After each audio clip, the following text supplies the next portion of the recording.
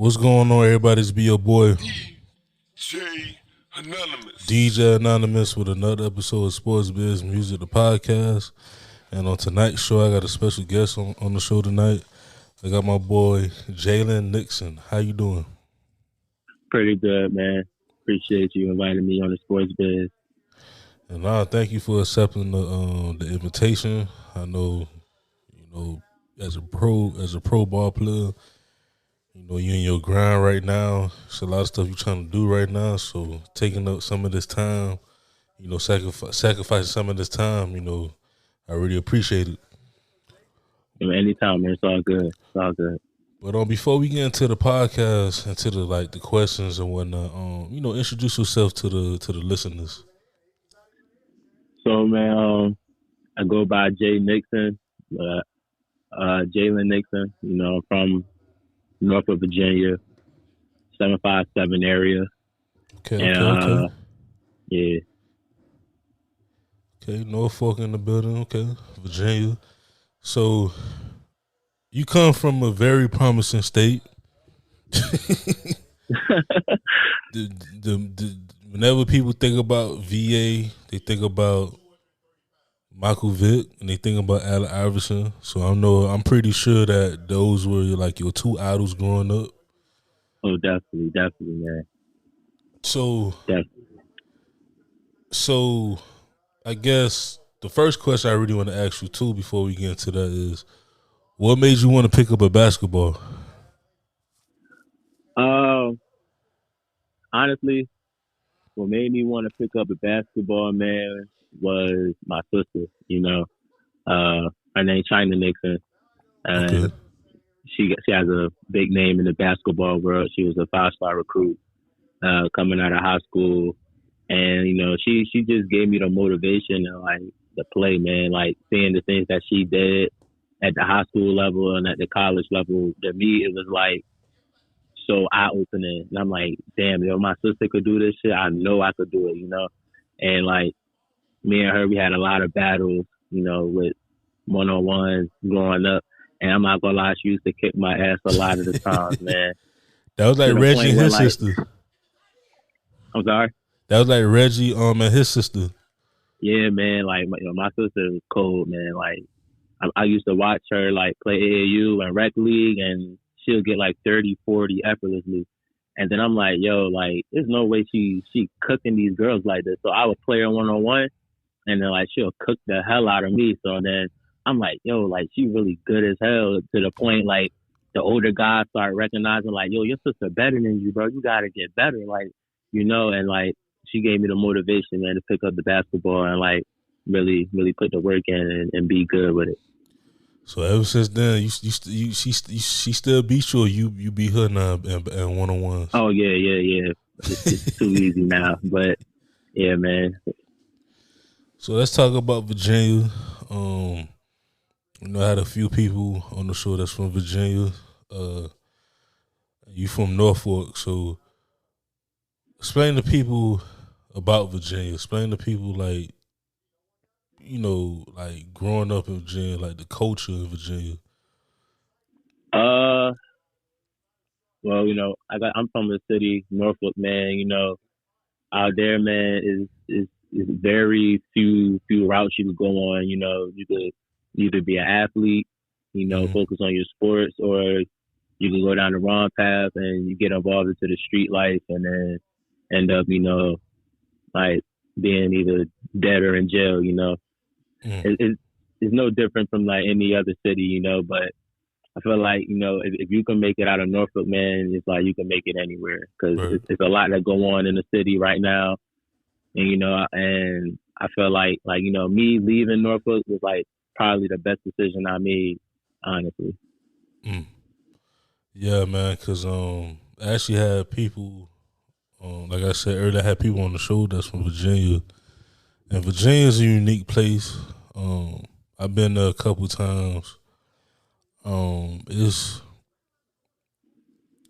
It's different. It's I mean, for me, I consider the South. You know, I still consider the Yeah, South. Even yeah, music, definitely the South. even musically, even this, you know, the new generation, they try to make it, you know, it's mid East and all that. But nah, I still consider Southern. I remember growing up listening to Pusha T, Yeah, man. the Clips, Yep, Timberland, Pharrell, Missy Elliott. yep, yep. Wu Um, Tang got all those guys down there, yeah, man. you know, CB, Yeah, Trey, like, you know, and when I hear their interviews, like, you hear different perspectives. Like, you know, of course, North Virginia, it's kind of like, you know, the East Coast, you know, a bit. Which is kind of strange because I met some people from DC and they sound kind of, you know, kind of like they from down here from the south, like from down south. But they'll yeah, say like North Virginia is more like city. Um, then you know, Chris Brown was just on the interview recently. He said you got the city, and then you got the sticks. I guess that's what y'all call the country. yeah. The Um, six, yep, the country. and then Timberland. I remember he was on Drink Champs not too long ago, and you know, a lot of New Yorkers, you know, especially like the rappers, you know, like Noriega and all them, they'll be like, "Oh, Virginia, you know, it's part of us," but you know, you got people like Timberland, Pharrell, like, nah, like we Southern, we from the South. It's just that, you know, Virginia got so much. It's like a melting pot. There was so much influence. Like, yeah, Yeah, there was man. y'all was, you know, I don't know if you seen the Hip Hop Evolution documentary when they talked about VA Yeah, yeah, yeah. and how y'all was, you know, influenced by the East Coast. But then y'all was also influenced by Atlanta and Miami, like the Miami Yep, sound and stuff. And yep. so my question to you is like, really, like what do like I guess like from your perspective, like growing up, what did you who did you listen to?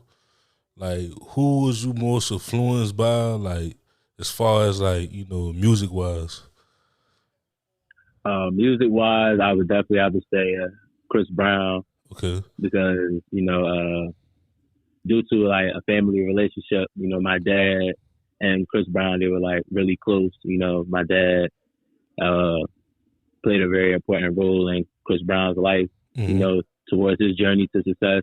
And I was just always around his music, and I just picked up on his music, and I liked it. So Mm-hmm. I would definitely say him. And then, you got your Pharrells, you got your Missies, and even, the new generation, like I guess you could say my era, you got Mm-hmm. you got Young Crazy, Mm-hmm. you got some up and rising artists, and from Norfolk you got CMO Set, he from my area, Norview. Mm-hmm. You got got Chase Check, he's from Southside. Okay. It's just a lot of creative music coming out of Virginia right now, specifically like, the Hampton Roads area, Portsmouth area too. Like it's so much creative music coming out right now, man. And then Drum from VA too, right? Yep.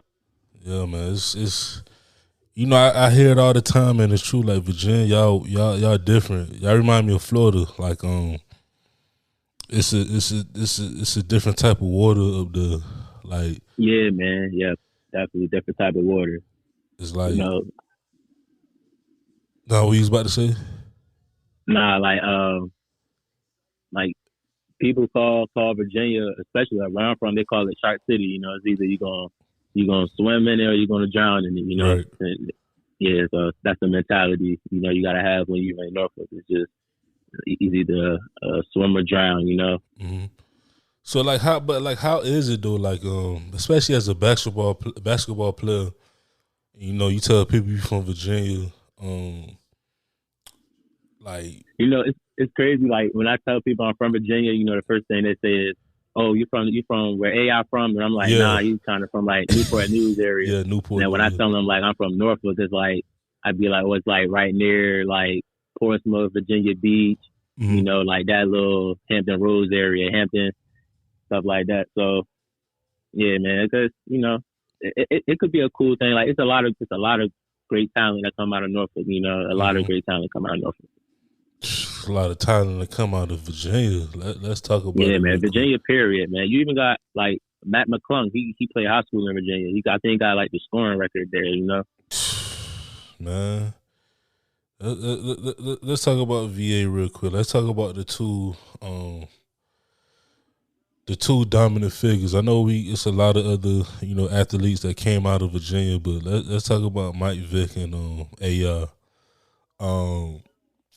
It was a point in time where both of them changed the perspective of each sport.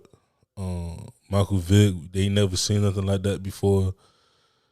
You got a quarterback that he got an arm, he could throw the ball, but he could run 99 yards. Then you got AI.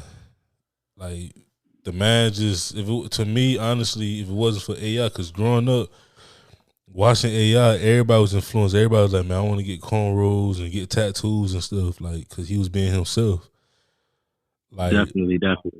You being so close to it, like, how was that? Like, how was that era with them two figures? Like, just Man, like when you a kid and you growing up and you watching those guys, it's like Mike Vick. He made me like want to play football, right? So growing up playing football, I wanted to be a quarterback. So when you playing out there with like Pop Warner or Rec League, I'm out there with my friends and I'm like, yo, I want to play quarterback. So like Mike Vick was the reason I played football, and then like as I get older and I'm falling in love with basketball and I found out about AI and I'm watching his clips and just like the swag he brings to the game of basketball. Like I started getting my hair braided like his. I started getting the tattoos when I got older. AI, man, he changed the game for but like he kind of paved the way for our generation. Yeah, he definitely did.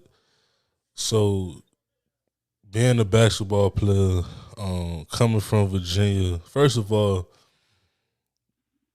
how was it, as far as like middle school and high school, like how was how was like the ground? Because I have some listeners that's probably like about to get into high school soon and stuff, and for me, I only spent 1 year, grinding. I was on with the freshman team, and but we still had to run through them cold winters. Like when they get cold down here in Miami, and we got to run outside. We ain't used to that cold. That thickness, that air is different. Yeah. Especially in basketball, it's a lot of it's a lot of stamina. It's a lot of you gotta do a lot of running. So like, how was it growing up? Like the balance of being an athlete and a student. I mean, I was raised by my mom growing up, man. Okay. Like that was one thing about her, man. She laid the foundation down. She was like, yo, you're not playing no sports unless you get them grades right, yo. And she meant that from the top child all the way to the bottom. So she was definitely big on being a student first before even thinking about picking up a ball, Mm-hmm. And we use sports kind of as our reward, like if we got good grades in school, then we could like go to the rec center, go play with our friends, go, like just play and just have fun playing, like I think like when you growing up in Virginia, man, playing basketball, like you find a lot of your friends through basketball, whether it be through middle school, high school, Right. all the way on up. So yeah, that's how it is, man. I met a lot of my closest friends, playing basketball like through middle school and high school all the way up to now. Yeah, and I heard y'all very big with the with the YMCA's and the Boys and Girls Clubs and stuff and the parking. Yeah, rec. man. Yeah, man. Like most of the greats come out of them rec centers, man. Like you be in those summer camps and you be with your little group of friends and y'all just balling all summer outside at the middle school outside. Then you go into the rec, play in the rec all day until it close, and then leave at nighttime, go to the court. And, like it was basketball like 24/7, man. Yeah, man, it's crazy. And then I always tell people this: the DMV area, the whole Virginia, Maryland, DC area, when it comes to basketball, to me, y'all the most underrated place. Just because, like I said, you got New York, you got Philly. That's like a couple hours away, 3 hours away from from that area. But I think KD did like a documentary on Showtime about the DMV area and how he said like it, a lot of people came out of the area, and basketball is like, of course, sports in general, like football and everything, baseball, but like basketball is like the bread and butter. Can you explain to people, like, especially playing high school? I'm pretty sure you was in AAU. So, like, how was it, like, just going through that whole area and the competition? Or the competition in the area, like you said, man, it really starts from like when you went middle school playing AAU. Like if you're that good enough and like fortunate enough to play AAU, like my story was a little different. I didn't play AAU at all. I didn't even play high school ball. I played my senior year, like 1 year. Oh wow! Yeah. So he was a late bloomer. Yeah, super late bloomer, man, super late. But yeah, man, the competition in Virginia, like once you get to like the AAU, that high school level, man, it's intense. Like you got parents and kids investing their time into the game, and you could just tell like through the years as like these kids grow, like year by year, you could tell like they got what it takes. They got what it takes to get to like the next level, whether it be high school, college, pro, overseas, like they got it, But it all starts from that work they put in from AAU, or even like back to the rec league, like the guy that how to say, the one that stay in the gym the most is going to be the one that eventually be the best, Yeah, man. Yeah, so that's how it is. Yeah. That's like how it is down here, like with football down there. I know you hear about Florida football. Yeah, man, it's a culture. That's a culture down there. Man, let me tell you something. Like it's nothing like it. Like just like it's like Virginia. Like we play all sports. Basketball, football, baseball, everything. But football is like, it's like the king down here. Whether you're in South Florida, like where I'm from Miami, Central Florida, North Florida, West Florida, off the coast of Jacksonville. Like it don't matter if you're a small school or one of the big schools on the block. Like it's crazy. And then like I said earlier, when I hear about Virginia sports, when I hear about the whole DMV when it comes to basketball, it's like we can all relate, because so many people came out of there. So many people that never even came out. Never even made it to the league. Should have played in the league. With the talent. But yeah, man. Like I just love it, man. Like I always tell people all the time, like places like Florida, Virginia, Texas, California. You could put Seattle up in there. Missouri, like it's certain places that like even Pennsylvania, like Philly, like is there certain areas where they have one particular sport, but they also have other sports that a lot of people is good at. Yeah, man. So, what college did you go to? So I went to a junior college called Community College of Philadelphia. It's a Division III JUCO. Okay. And right in downtown Philly. Hello? Yeah. No, what you saying? Yeah, broke up. Oh, I said I attended Community College of Philadelphia, CCP. It's a Division III JUCO, like in downtown Philly.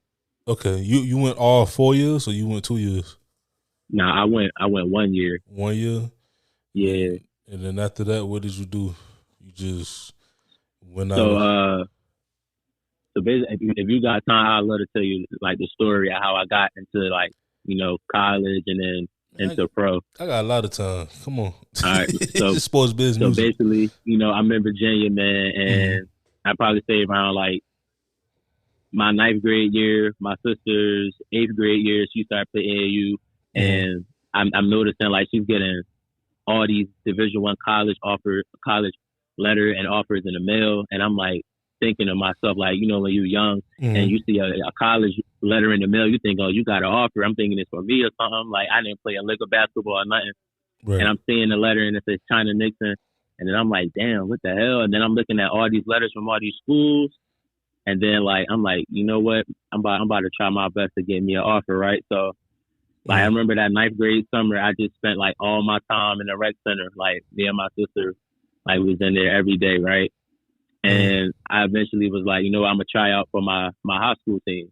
Mind you, before my 9th grade year, I never played a lick of basketball. Like I always been around it because my friends played it, but me playing it like every day as a passion and a love, I never did. I would just always watch my sister play or watch my friends play. So I tried out my 9th grade year, got cut, to the point like the head coach of the varsity was like I was so bad. He was like, yo, get the fuck out my gym. Damn. Like, don't come back. You're bad. Like, work on your game. Boom. And I remember leaving the high school and I'm running home to my mom. I'm upset. I'm like, yo, I got cut from varsity. Like, I don't think I'm gonna play basketball. It's not for me. And then my mom, like, just stick with it. You never know. Like, just put all your time into it and try again next year. So my 10th grade year come, I try out again. I get cut again. So now I'm like, you know what, man? I need to just put more work in. I got to get better. I'm like 5'4", like 130 pounds soaking wet, Damn. And I'm trying to play varsity, So it's like I got so much work I got to put in. I got so much to learn about the game, and like growing up, man, like when you're not used to how intense basketball really is, especially on the varsity level, and these coaches like you got that's kids really bust their ass and work hard to play varsity, and I'm thinking I could just go in there and try out and make a team, not knowing like it's so much work you got to put in just to even get on varsity, So I'm like, all right, I didn't make it my 10th grade year. I know for a fact my 11th grade year I'm gonna make it. So just like last year, I'm in the rec center, I'm putting in the work. I'm trying to like work out by myself, work out with my sister, trying to do anything to make this team. 11th grade year come, got cut again. And then I'm like, you know what? I need a change, like I need to, find a different school, find a different coach, like anything. So my sister, she plugged me in. She was like, yo, why don't you go to her school? And she was attending Granby. So I ended up like, it's my senior year. I transferred there and I try out for them. We got a new head coach. His name was Mike Evans. He's like a Virginia legend with basketball. And he ended up, I ended up making the team. But the thing was, I'm playing behind 9 other seniors, right? So imagine how much playing time I'm getting behind 9 seniors, right? So I'm getting little to none. So at this point in time, like I said, my sister, she's so big in the basketball world, and especially in Norfolk and Virginia, period. Like, you just start getting all this attention from schools, and then all these big schools is coming to her games, and they staying out there, the girls' games, and they're watching the boys' varsity games. I'm not getting in. So I'm just trying to just do the little things, just like be a good teammate, cheer on for my teammates, just stay locked in on the game, whether I'm in or out the game. And I believe, like around my senior year, my dad, he eventually, he was like, yo, you want to go to college? Like what school you want to go to? And I'm telling him like, yo, college might not even be an option for me, but I don't got no offers. Like my sister got all the offers, I'm telling him like, yo, I don't got an offer. Like, college ain't even it for me. Right. And then he was like, nah, you're going to go to school, but you got to change your environment. Like, you got to get tougher. Like, he was telling me so much things about my game that I needed to work on that I thought I was good, And then like we made like a little family decision where like he moved me and my sister up to Philly, and then she went to nationally ranked Newman Goretti. She went to Newman Goretti private school, and then I ended up going to Phelps Boys School, which is like a nationally ranked basketball program in Malvern, Pennsylvania. Okay. It's like basically like a boarding school with 100 kids, all boys school. You know, this is like a time where I could like fully focus on like basketball, because like, you know, when you were in high school, like you got so much other things you're worrying about. You want to worry about who you hang around with. You want to worry about your friends. You want to like, you know, still be a kid and do stuff. But you know, my dad was telling me like, yo, listen, if you want to be a good basketball player, you gotta put in the work. You gotta separate yourself. This is the transition that you need. You know, a lot of kids don't want to do it.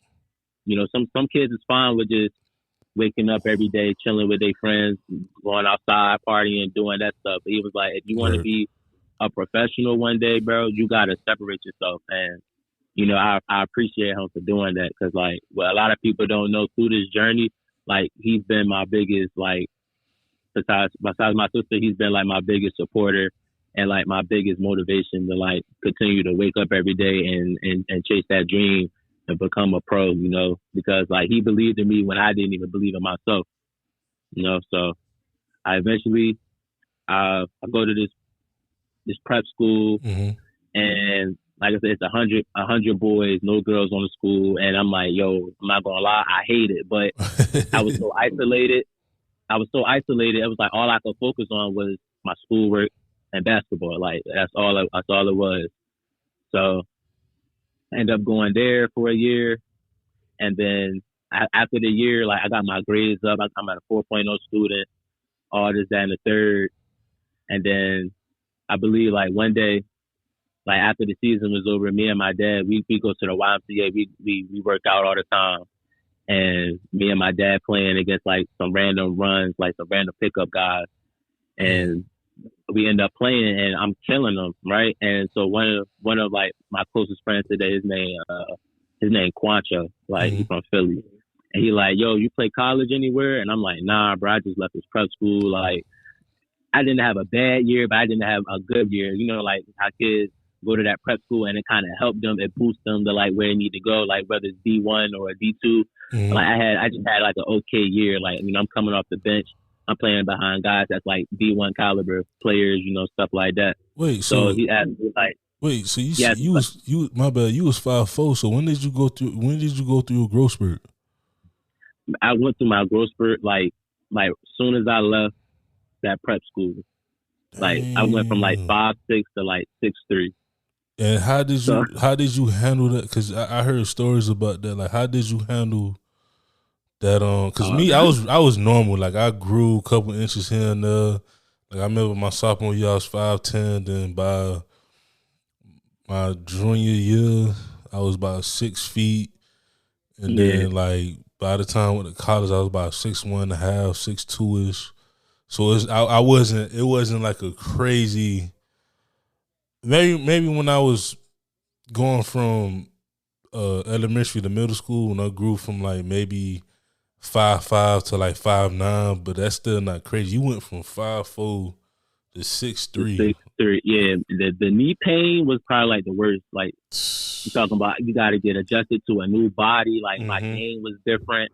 I'm more lanky. I'm kind of like slow. I got to get used to this body, but at the same time, I got to gain strength to like even, you know, just to perform in my body now, you know? So, yeah, man, like, I just, like, all of a sudden, like, at 6'3", I'm getting more, like, not athletic as I am now, but I could do a little something, you know, on the court to the point where I was like, oh, he's good, but he could be so much better, right? Right. So my friend, he like, yo, come try out for this, for this JUCO. We got an open tryout. So I'm like, shit, I don't got no offers, no schools. I don't got nothing to lose. So I went up there. Me and my dad went up there. You know, he enrolled me for CCP. And I'm taking classes on campus and at home. And then I remember going to the tryout. And I did okay, but all the guys on the team was better than me. And I remember coming home after that first tryout and was telling my dad, like, yo, like, even though this is a Division III JUCO, these guys is no joke. Like, they hungry and they want to play. And right now they got me as like a bench player, like not even getting in the game, right? Right. So course, my dad was like, well, you know what you gotta do? You gotta put in the extra work. Yeah, So put I'm that coming work from, in. Yep. man, I'm talking about going to school from like 8 in the morning, taking my classes, leaving campus, going to a training session, getting on like, you know, on a trainer regiment, working on my body, working on my athleticism, every little aspect to get my game good. And then the season comes up, and I remember after my first game, I think my first game I had like 20 points, like 10 rebounds, couple of assists. And then my coach was like, yo, where did you play at? And I tell him like, I didn't honestly, my resume from high school is nothing. I played 1 year, barely got time, but I'm telling him like, yo, I put a lot of work in. I just want an opportunity to showcase my talent. And he gave me the platform on his team to showcase that. And I went from like a fucking bench player to a starting player after my first game. And from after that point on, the rest was history. I average around like 18 points a game, but I'm talking about like I'm getting like some games I might have 30-point games, 40-point games, and at the JUCO level, that shit is like coaches like they eyes is opening like, who the hell is this kid coming here going on a scoring tear, you know, like doing incredible shit. Like, so like after my first year at the JUCO, I got reached out by LeVar Ball. Oh wow! Like that's how crazy of my freshman campaign was. That like that little JUCO, and you know, as a result of my first year, I got like NJCAA Player of the Year. I got MVP of my conference. I had like first team All Region, first team All Conference. You know, I got Mr. Basketball. I got all that like from that one little school, and then I'm gaining all this attention from colleges in the Philly area, like Temple, Drexel, St. Joe's, stuff like that. And then, like I said, LeVar, he reached out to me, and I'm not gonna lie, I remember coming home from a workout, and I see the DM, and I'm like, hold up, this is LeVar Ball DMing me. I'm like, what the hell? I'm thinking it's a fake page or some shit like that. So then I click on it, and I'm showing my dad. I'm like, yo, Dad, this is LeVar. He was like, yeah. So, you know, LeVar ended up contacting me, giving me a call. He was like, yo, Nixon, I like what you're doing at the D3 level, man. Like, you're making the best out of the opportunity. You're killing it. You know, and he was like, this is when the JBA was getting brought up. So he was like giving me like the opportunity to be like the franchise player for the Philadelphia JBA team. Right. So I was like, you know, my dream always was to be a professional player. And I was like, you know, college is like, I could have stayed in college and made the best of it, but I think at the end of the day, if I'm going to be a pro player, then I'm going to chase that dream to be a pro player. So I forgave my eligibility, and then I went to play pro with the JBA for the Philadelphia Ballers for a year. So and then, yeah, go ahead. No. Continue. I want you to make sure you finish with everything because I had a question. So boom, he invited me to a little a tryout. It wasn't really like a tryout for me. He kind of already knew like, yo, you're going to be a franchise player for Philly, you know. So it was like me really getting out there with other guys from other different cities and also like talent from Philly. And I think just, you know, like at that tryout, I seen like the Philly talent, and you know, Philly got that toughness, that dog. Yeah, it's grimy. Yeah, it's grimy, and I think that's where I kind of got that part of that game was when I got to Philly, you know, and then I got like, you know, all my skills and stuff was from Virginia.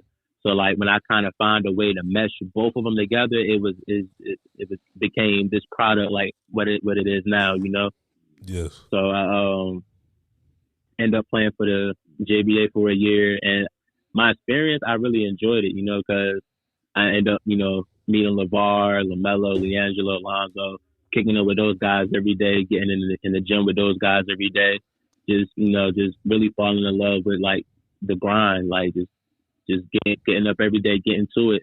Plus, you know, I'm taking care of myself, getting paid, you know, not, you know, like, just really enjoying my time with that, you know. Like the traveling part, I really like, right. And, you know, everything that came with it, I enjoyed it. So,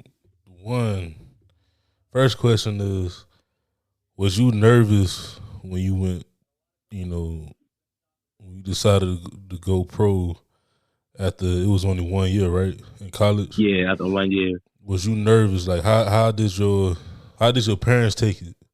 Where they was like, you grown, you could do this, or did they want you to continue to go to school and get that degree? Like, how was it at that moment? Like that actual moment. And that at the actual moment, I think, I told my dad, I'm like, Dad, listen, I don't think opportunities like this come often. And he was like, you know what, bro? Like, he knew my dream was to be a pro player, and part of being a pro player is embracing your journey and going through that journey and that grind. And I told him, like, yo, like, whatever my end result is after the JBA, I'm going to live with it, because at the end of the day, I already got to my dream. Like, the minute I sign that contract, I'm a pro player. Now all I got to do is continue to put in the work and get my foot in the door for the next opportunity, the same way I did for this opportunity. So my dad was full support of it. My family was full support of it. You always going to have the critics outside and be like, yo, you should have stayed in college and stuff like that. Right. But, like, at the end of the day, I made that decision based on what was best for me. Right, yeah. Yeah, because that's, you came up in the era, because you 24, so I'm 30. So it's like we in the same generation, but it's weird, because it's like we are, but we not. I can't explain it. But when I was 24, when I was when I was 24, it was still rare to see, athletes. They, first of all, they just cut off that time where I think they brought it back though, where you could go back, you could come out of high school now. Go pro. Yeah, they did it now. It was next year, because I know it's coming back. Yeah. So that was rare. It was really rare too to go to do one and dones at one point when I was younger. At one point it was rare. But when Kentucky, UNC, Syracuse, UCLA, like it became like a thing. Like, hey, you come in, y'all go to school, y'all come here, y'all one and done. Now we seeing, your generation, because that was my generation. My generation was more the one and done. Your generation is more one and pro, or not even like coming out of college. Like, it could be high school. Like, y'all can go from high school to the G League. Like, not even, you don't have to even go straight to the NBA. You go to G League, you go to Australia. You could do that while you in high school, which is crazy. Like, right now. Yeah. Yeah. But like, how is it now? Because y'all generation, even though it's not that far back from us, because y'all Gen Zers, and I'm a millennial. Y'all was literally born into social media. So how does social media affect that? Like Lonzo Ball, LeVar Ball just coming in and seeing your highlights and stuff and hearing about you. Like, how does social media, like pretty much what I'm trying to ask you is, how much credit would you give social media? Because back in the days, it was like word of mouth and stuff, or you had to find crazy. a video. I was having a conversation with my dad yesterday about that. I'm like, yo, like, back in y'all generation, man, y'all actually had to go to the court with your friends, and it was a word of mouth thing. Like, yo, this kid was good. All right, we gonna go to this park and see how good this kid is. And if he was really that good, then you go back to your friends and be like, yo, it's this dude at this park. Yo, he really liked that, you know? And like nowadays, it's like everything is ran off social media. Everybody got a camera. Everybody got highlights and videos where it's like, it's more easily accessible even to like an average viewer or a fan or a coach. Like, anybody could see it, so you never know who watching. Like, I really like that saying, like, you never know who watching. I think social media, it did a good thing as far as like the ability to access these players and just access people. But it also is like, I do have like some cons to it, because, nowadays you got these guys that's like, I would say quote unquote social media hoopers. Like they only hoop to look cool for the socials. Like I dislike that. You feel me? Like I feel like because you only like when you only playing for social media, you only showing like the highlights. You only showing the good parts. Like you don't show when you win the gym working out. You don't show when all like you don't show, how could I say it? Like you don't really show the struggle like in the journey. Like that's what people really want to see.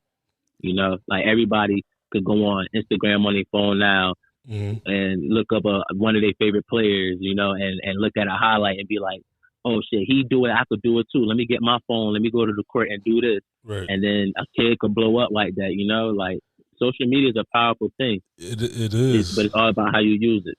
It is, cause see, you young, but you 24, so you like you really in between. Yeah, college, like right in the middle of it. You right in the middle, so cause that's kind of like me. I'm a millennial. I was born '92, so it was like I'm in the middle of the Gen X era, where they seen everything. They seen the first computer. They seen pretty much the first everything, first video game, first everything. So you understand, like, as you getting older, a lot of the kids behind you, like how I said, like y'all generation was born into social media. I'm really talking about them kids behind you. That's like in high school, middle school, because think about it. It was born 2007, 2008, 2009. Yep. So basically, because you a late 90s baby, right? So you was born what, like 98? Yeah, 97. 97, yeah. So you a late 90s baby. So you kind of, it's like you understand the millennial life, and you also understand, like, you barely made it. Like they'll consider you an older Gen Z, which is kind of strange, but yeah. So you understand what a millennial went through as far as like seeing everything. Stuff was new, but then you have kids that was born, I want to say after 01, that literally just like was born into social media, was born into technology.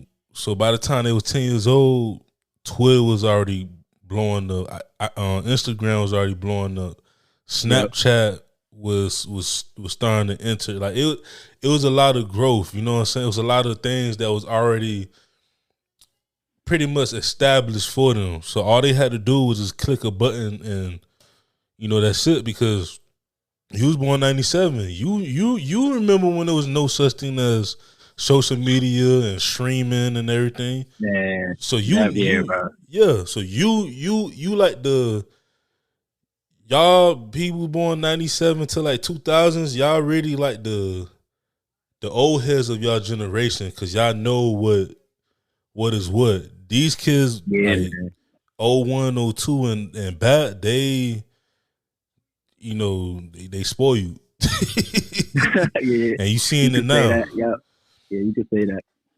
And you really seeing it now. Like you said, I'm glad you brought that up. Like it's and I'm not saying all of them aren't like bad. Like they don't, they like social media. I like to call them social media butterflies, because of the fact that they just show everything on social media, like the highlights, like the dunks and everything, and the threes. But I remember it was a time where you had mixtapes, where you had people coming out with different films and stuff. Like everybody remember John Wall mixtape. Everybody remembers who had a bad mixtape? You got John Wall. You got a Kill Car mixtape. That mixtape was fire, yo. Brandon Jennings. Brandon Jennings. Everybody, yo. That was my era right there, man. Yeah. Coming home and then going on the computer on YouTube and searching in a Kill Car mixtape, and I'm just watching. I'm like, yo, this dude cold. Like, you feel me? Like that was my generation right there. Yeah, that's what I'm saying. So that's why I'm like, y'all that was born late 90s, 2000. Y'all know about that era where it was like still kind of grimy. You still had to look for certain people, but we had the internet. That was the only difference. We had the internet, Mm-hmm. but social media was after the internet. So these kids that's like 17, 18, 15, 16 years old, social media is all they know. They don't know nothing about no, desktop.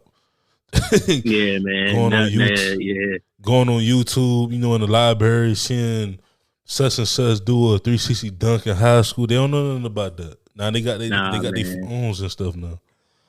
Yeah, man. Yeah.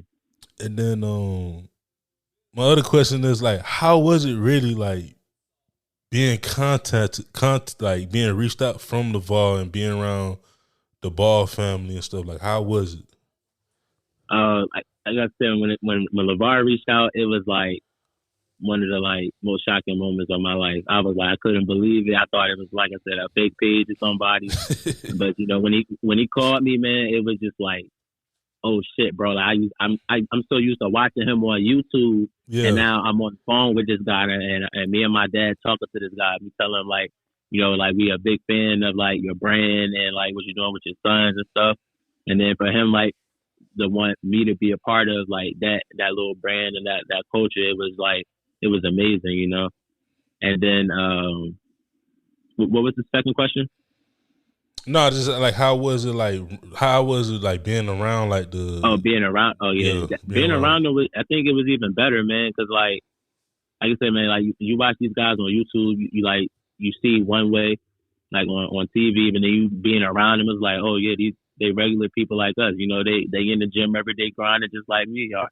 Right. And it's like it's cool because like when you watching on YouTube, like your first question you ask yourself, are they really that good? Like, because like they play style and the way they play, you ask yourself, are they really that good? And then you really get in the gym with them, and you see them put in the work, and you like, oh shit, they could really play. They really got a chance to go to the next level, Yeah, man, they real. And it's not for me. I always liked the Ball family. I think for me, growing up, my mom raised me, so when I seen LeVar, being the father figure that he is to his kids, I like that because I loved it actually because I had that only problem I had with it, he was kind of, he talked too much, but other than that, I love him. Like, yeah, I love him. I know what you mean. Yeah, like it's just I just felt like the only thing I like, man, like we know you. It's like I love it because like you saying your kids is great, but I'm like I want to see it on the court. That's why I felt bad at one point. I felt bad for Lonzo because all the players reacted to what LeVar was saying. Yeah. But even now, they see his vision. They see like what he was trying to do and what he's doing for his kids. And you seeing LaMelo, and I hope LiAngelo get his opportunity like yourself. Y'all get in the league one day very soon and just kill it. But seeing LaMelo, like I just love that, man. And then since you a basketball player, this is one of the last questions for the podcast. Who's in your top 5 of all time? I gotta know this. Who top 5 all time? Mm-hmm. Cause you was kind of born in. You was born in the Kobe and LeBron era and Curry era, so. Yeah, I know, but you gotta pay your respect to certain players, man. Oh yeah, of course. I'm gonna go MJ 1. Thank you.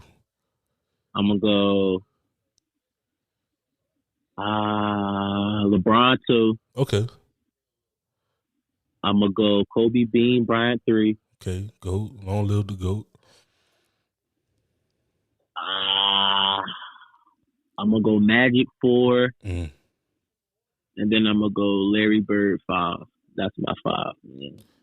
Now, and I love your top 5. Now, I was born 92, so the last besides the Wizards, but I'm saying when Jordan won his last 2 championships with the Bulls, I was young, but I kind of remember, especially when in '98. I was 6 years old. I was around my family and stuff. And then, of course, I remember when he came back with the Wizards and stuff. I remember that, and then he retired.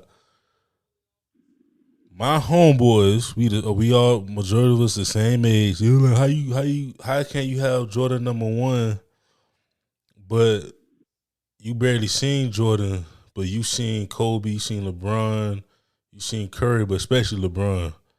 And I tell him, I said, listen, I do my homework. Like, absolutely. I go back, I seen what this man do. Like, Jordan to be, I don't care what era you in, for him to make that many first team defensive players of teams, to have that many scoring championships. Yep. I don't even like, cause that's the thing. Like, I don't understand this new thing of like it don't matter about championships. That's bullshit to me. I don't even throw in a 6-0. I don't throw in that he never went to 7 games in the finals. I'm just talking about like his accomplishments as far as like defense and offensively. He was different. Like, and then like hearing you, and I remember I had another guest on the show. He's a big I think he played basketball, but he's a future media person in basketball.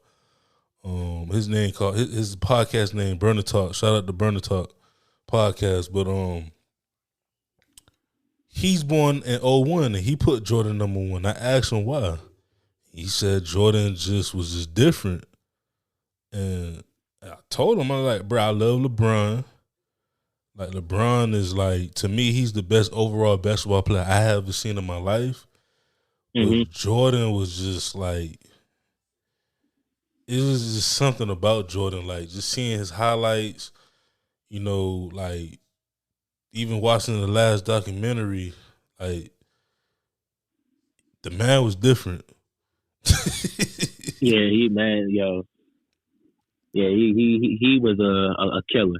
That described he was a killer, and he took everything so personal. And I think this is my opinion, right? With Jordan, I think what makes him the GOAT is the fact that all these stories that you hear about him, like he had so many stories about so many games he played in, and then like the players would tell you the story about when he played in the game. So that really show you how cold he was. Like if a player remembered what you did during that game, like when Jordan had like the flu game, like players remember that shit. Like even though it wasn't really the flu, right. Players remember that. Players remember when Jordan hit the last shot. You right. know, like players remember, you know, that dream team. Like, you know, don't get me wrong, LeBron, like, in today's NBA, he's definitely the best player in the NBA. Yeah. That's no doubt. Yeah, that's no doubt. Yeah, but you know, LeBron, you know, he has some great stories too. Mm-hmm. Like he has the, you know, when he left Cleveland, he has the Miami. Then he had the 3-1 comeback. You know, but I can't wait for his documentary. Man, that's gonna be crazy too. Yeah, that documentary is going to be insane. But I think, you know, like Jordan, man, he changed the game of basketball forever, man. You got like forever until. Well, you said you're 30 and I'm 24. Mm-hmm. When we get about 50, 60 years old, we still going to be wearing Michael Jordans, bro. Yeah. We're going to be wearing Michael Jordans. I'm not saying we're not going to be wearing LeBrons and Kyries and stuff like that, but stuff, yeah. when we get to that older age, man, we're going to be wearing Jordans because we're going to be like, yo, Jordan was that guy. And everybody knows that, man. Like, you can't even debate that. Jordan, people don't realize what Jordan did was iconic, bro. Like, yes, like he's up there. Like it's crazy. Like I remember growing up, I always wanted Jordans, but I ain't spending no money on damn Jordans because same. Cost too damn much. But I remember, my wife don't get mad at me, but it was someone. It was before her anyway, but it was someone who bought me some Jordans. It was the Bobcat 10s. Oh yeah, man. I I know always them. I know them. them things comfortable as hell. I remember I had the Team Jordans growing up. My mom used to give me the Team Jordans. It was, the closest I had was the signature shoe was actually the Derek Jeters. The Jeters I had, and the CP3s. Oh yeah, I remember the Jeters and the CP2s. I Yeah, remember them. comfortable as hell, right? Yeah. So when she got me those 10s, I'm like, I never had like a true Jordan shoe, Like a retro. yeah, the retro, like 1s, 2s, 3s, 4s, 5s, Yeah. Cause my homeboy, he always had it. My best friend, he always had the Jordans. Like him and his dad would like religiously. Like I was out there with them at one point, like years ago, when they had what was one which ones were those, the gray, damn, it was years ago. But I was out there, 5 o'clock in the morning. I say, see, this is why I can't do this. I love Jordan, but I gotta like I told myself my goal is when I become rich, I buy all the Jordans I want. That's my goal too, bro. That's my goal. That's my goal right now too. But you never know. You might get signed by Jordan. You never know. Yeah, man, that'll be a dream come true right there. You can send your boy up here, if you want to. But I got you, bro. I got you. But yeah, I was on LinkedIn and they were saying like Jordan, every minute his shoe sells for like, it was some crazy number. I don't know if it was $1 million. It wasn't $1 million. It was close though. I think it was like 100 grand every minute. That's crazy. Yeah, that's man. Dog, so it's just like, to me, at the end of the day, I look at Jordan for anybody that's inspired. Even LeBron right now, Kobe. I don't even like him like that because he's a Patriots. But even Tom Brady, like Serena, Tiger Woods, all these athletes that's that's been dominant. But really, I like the Tiger. Tiger Woods, Jordan, and Serena, to me, have been the most dominant like figures in sports. In my generation, like, to see them like do stuff like that and then have like shoes or have like a brand behind them, it gives people hope every day, no matter how old Definitely. you are. So Definitely. it's crazy, man. But hey, I gotta tell my homeboys, listen to this podcast because you the second one, maybe the third one that said it. And I said, bro, like, I tell them all the time, it's kids younger than me, it's men younger than me that will put Jordan number one. You can't be mad at that. Can't be mad at it, man. Can't be mad at it, bro. So the last question is for the podcast is, where do you see yourself 5 to 10 years from now? 5 to 10 years from now, I'm gonna be honest, man. I just see myself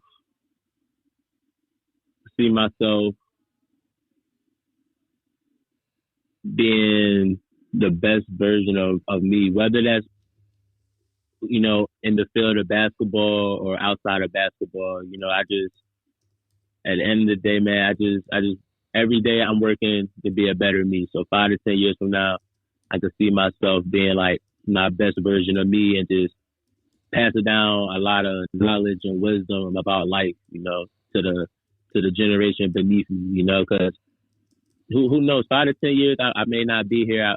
Lord, hopefully I will be here, but you never know, man.